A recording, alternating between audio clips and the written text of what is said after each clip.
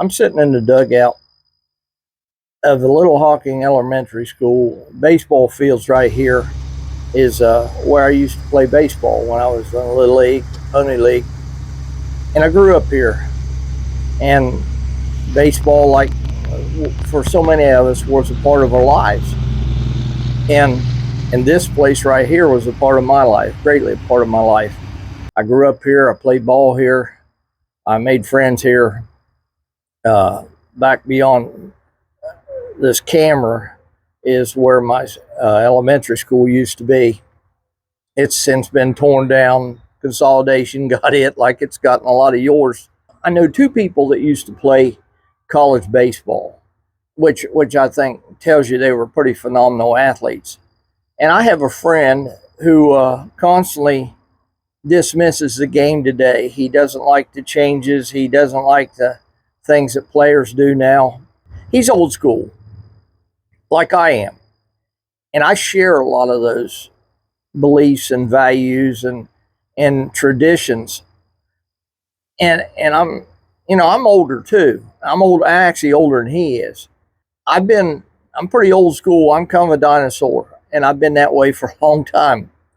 And I ain't real comfortable with change. I don't like it very much, but I'm also smart enough to know that it's inevitable. Change is going to happen. Just about the only thing that doesn't change is change. You're going to have to live with it. You're going to have to deal with it. It don't matter what you think of it. You're going to have to figure out a way to become comfortable with something that's here and here to stay. I worked in a place years and years and years back in the chemical plants. And some of the things and techniques and the way we did things back then changed over the years. And things that we were or weren't allowed to do back then, they changed. And they brought in new people. After you've been there 20 years, new people come in.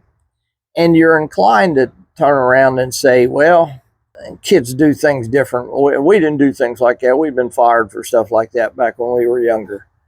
But the truth is, when we came in, probably they said the same thing about us. Probably the same things were said about us by the older employees then. So I understand that. Strangely enough, I was actually a better friend with the older employees back in those days than I was with the younger ones. I just felt more at home with the older guys.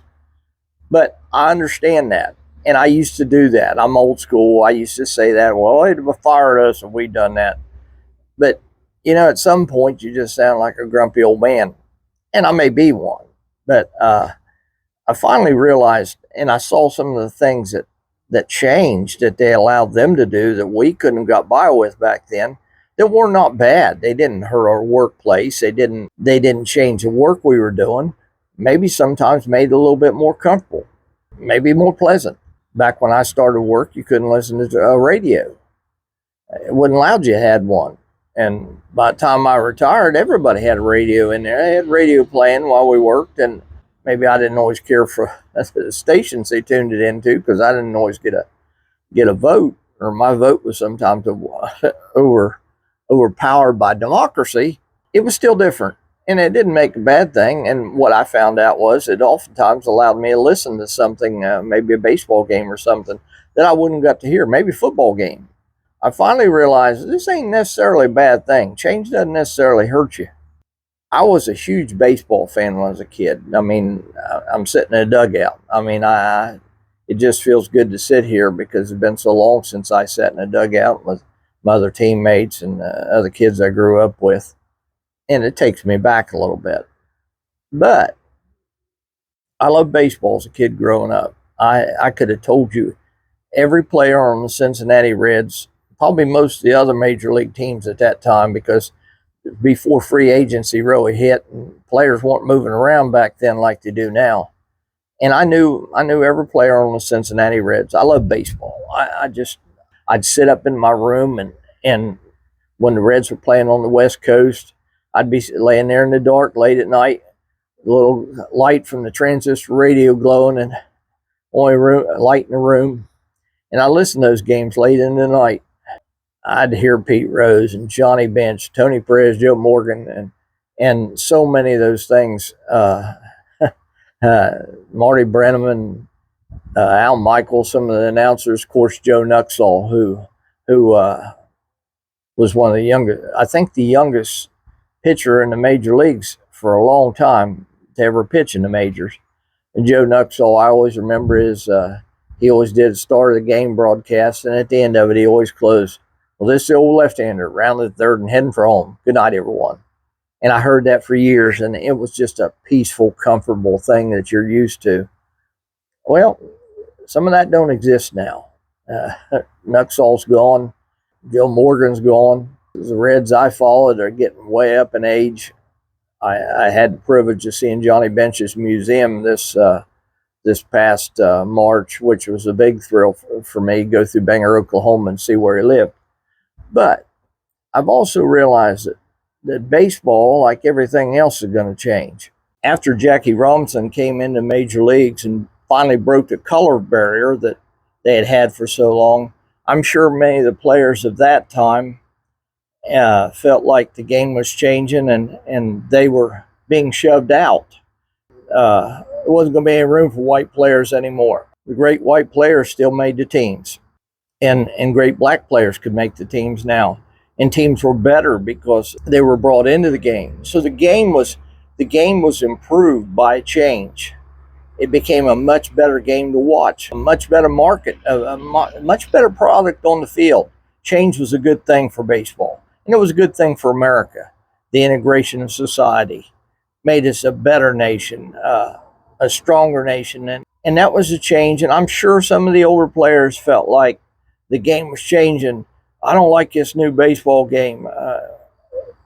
We've played this way for years. Why are we letting those players in now?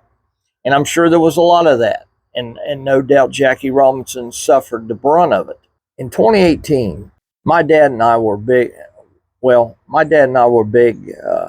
football and baseball fans. We both loved the Reds.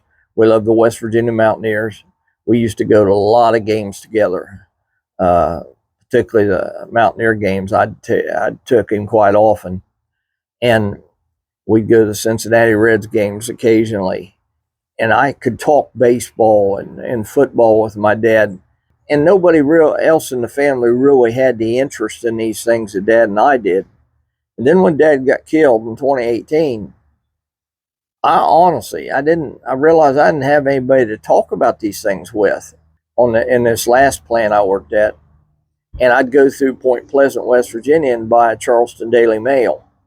And the Charleston Daily Mail had really good sports coverage of West Virginia football and basketball. And I'd buy one of those, and I always enjoyed reading their sports page. My dad did too. And I'd go by his house, and after I read the paper, I'd drop it off at his house.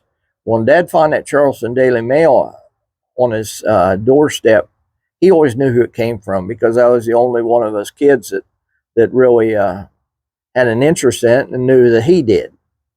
And so I'd bring that to him, and Dad always knew where it came from. Even if I missed him, he wasn't there then. I left that paper, and he called me later and thanked me for it. But we could talk about baseball, we could talk about football, and there was so much that we could share with each other, and we enjoyed talking about it. And then when Dad got killed in 2018, it really took me out of the game for several years. Honestly, there was at least 2 years there where sports had no joy for me anymore. I couldn't enjoy it. And then just about the time I thought I'd really get back in watching it again, Major Leagues and NBA and the NFL started this kneeling thing during the national anthem. And frankly, that was a little too far for me. And I'd had enough of it. And along with what happened with Dad, and then this come along right behind it, I pretty well gave up sports. I didn't have any interest in it, didn't have any joy in it anymore, and I gave it up. Then, at one point, I wasn't following any sports at all. And frankly, sometimes politics of the day gets a little bad for me, and I needed something in my life to take my mind off the politics of the day. And I returned to that thing that I loved as a child, and that was baseball. And I really began, I never have really got my interest back in the NFL since then. All that kneeling stuff pretty well did me in. But I did I needed something to distract me from politics and what was going on in the world a little bit. And baseball did that. I took a long way around the barn here, but my friend who constantly runs down baseball players of today and what they do, and I get a little tired of the bat flipping. And now Mickey Mantle, when Mickey Mantle hit a home run, Mickey Mantle's would just, he said back in those days, he would just drop his head and go around the bases. He wouldn't make a show of it. He just hit the ball out of the park. He'd drop his head, run around the bases, and come in. He made no big show of it. And the reason Mickey Mantle said he did that is he figured the pitcher was embarrassed enough that he threw a home run, so he didn't see any need to embarrass him anymore. And that's a good thing. It was a nice thing. Of course, back in those days, if you embarrassed the pitcher, probably your next time on the plate is going to be one thrown right about your head. Of course, now that'd get you tossed out of the game, which is something else that changed about the game. Guys like Bob Gibson and men like that, they own that mound. Nolan Ryan too. And by the way, if you ever get a chance, ever go watch that documentary. Find it, called Facing Nolan. It's great. It's well worth your time. 2 hours, just pure enjoyment. But Nolan Ryan was another one that would intimidate you at the plate, and they want you to know they own that plate, and you better not dig in too deep on them, and they will show you. They brush you back or make you drop in the dirt, and that was the thing about it. You didn't flip bats back then, but now you got players flipping bats. They're wearing chains and jewelry and fancy sliding gloves, look like oven mitts, and a little bit of that's okay. It comes back to the same thing I said about what happened when you're working. The world's changed, and as much as it may pain you to admit it, you've got to change a little bit with it. And so, if you're going to follow baseball today, you're not going to expect it to be what it was back when Mickey Mantle played, or when Pete Rose or Johnny Bench played. It's not the same game anymore. And it's sad in a lot of ways. Pitchers don't go. You never see a complete game anymore.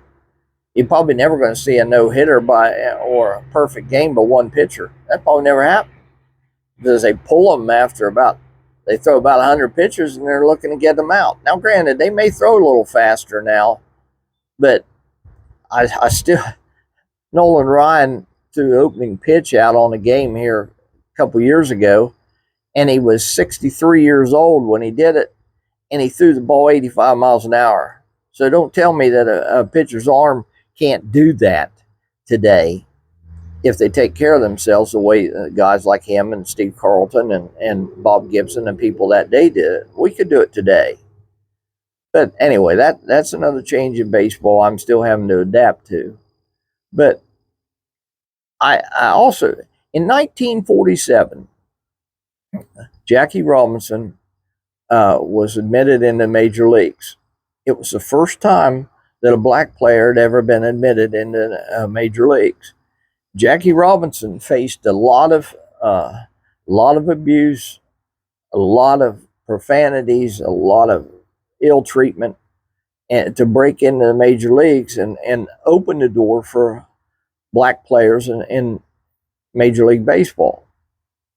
And they created great inroads then, and the successes they had were astounding. But if you notice today, and you look around your Major League Baseball fields, there are very few black players in the game, mostly whites and Hispanics.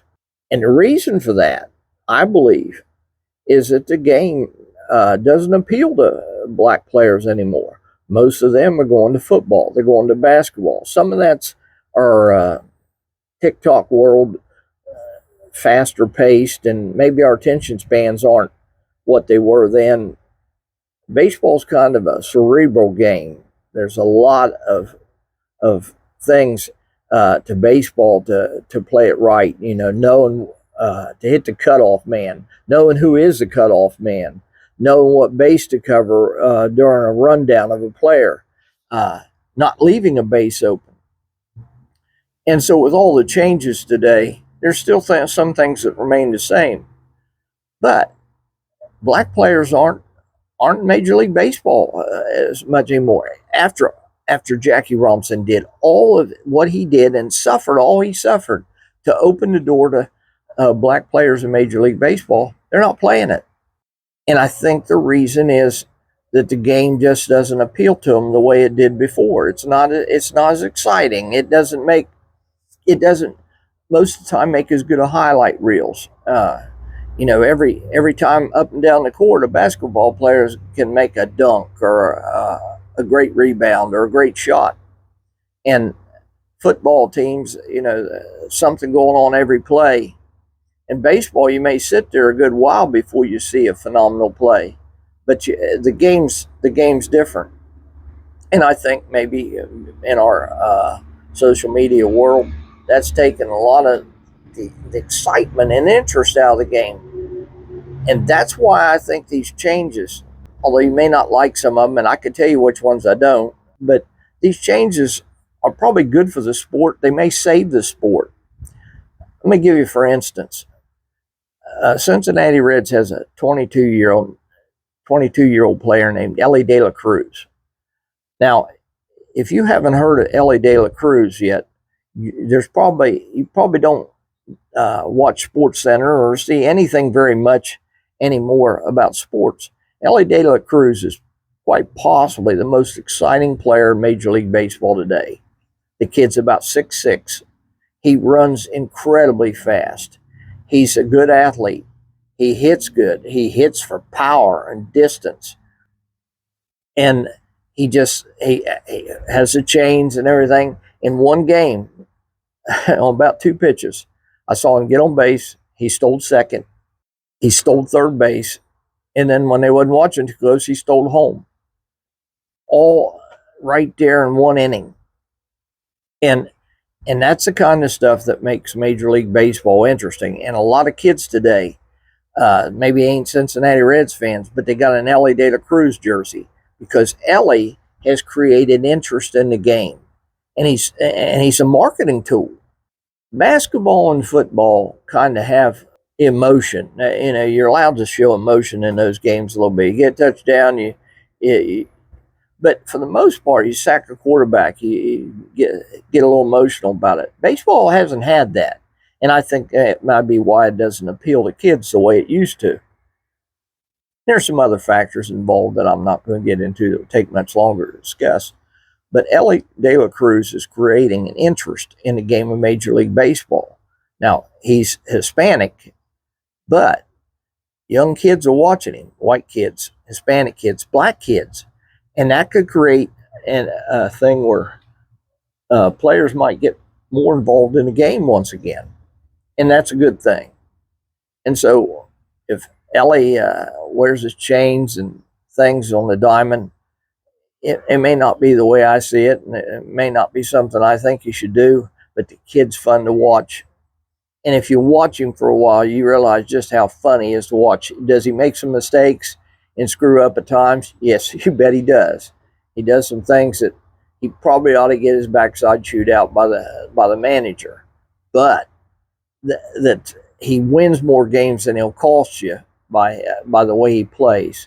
And so baseball today, and that's what's going to take. You got players like that, and when they create excitement in the game and they become a highlight reel, it's good to it'll bring baseball back. It'll put baseball before the masses again, and it might get it back to once more what really is America's national pastime. But being old school, I don't care for some of it. I kind of liked it when they just hit a home run and dropped their head and ran around the bases and act like they'd done it before. But a little bit of excitement on the field and a little bit of passion for the game, I just don't necessarily think it's a bad thing. And us old men and dinosaurs that kind of like tradition, I understand the feelings. I understand the being a little disgusted with it. But sometimes you just sound like an old man that can't accept the world that's changing. And now I may be a dinosaur. Now I'm a dinosaur doing social media, doing YouTube. But I'm a dinosaur that wants to try to hang around a few years. I'm a dinosaur that doesn't have any desire to be extinct yet. And so I'm trying to live in the world that we have now, trying to thrive in it. I'm an author now. Do YouTube. I'm all, I fought TikTok for a long time, and then finally the old man, the dinosaur, gave in. And I thought, if you're going to be on other social media, why not TikTok? So I do that. I'm on Rumble, and I branched out. And the dinosaur is learning to live in this world before he becomes extinct. The game of baseball needs to learn the same lesson. It was becoming extinct as well, but the new players and their new attitudes, yes, it isn't a game that you grew up with, but it's still a pretty good game, and it's still a lot of fun. And some of these players are fun to watch. And I love being a Cincinnati Reds fan and watching Ellie De La Cruz play. I think the manager ought to go down the road, but that's another story altogether. But these kids and the way they play and the excitement they bring to the game is something that might keep the game around a long time, create more interest. Black players may get back in the game more like they used to, and maybe dominate it the way they did in Jackie came in 1947, and throughout the 50s and 60s, black players dominated Major League Baseball. And unlike today, you see very few of them playing now. It's all white players and Hispanics. And all those, all Jackie did and all he suffered to change the game and make a place for him, and now they've abandoned it. The game isn't what it used to be when I was younger, but it's still pretty exciting. Some of the rule changes I don't like that extra inning rule where you turn around and put a ghost run around on second base and start the inning. Yeah, it ends the game a lot quicker, but that's a little too much for me. But some of the other changes that he designed to speed up the game aren't bad things. You could take commercials out of the game and speed them up a lot, but baseball wants to sell itself, and so you're never going to eliminate commercials, not from TV shows hardly, and not from baseball. And so the world's just changing. You can either die and be bored and sit around and rant and grumble all the time about how the sport ain't what you grew up with, or you can learn to appreciate it for what it is. Like I said, I've never really got my interest back in the NFL, but I like baseball. And baseball still, you got to hit the ball, you got to catch it, you got to run the bases, you get them on, get them over, get them in. The game hasn't changed that way. The fundamentals of it are still there. And baseball still has a lot to love. Even us dinosaurs have found a way to love it. I hope that my friend can too. Catch you later. Bye now.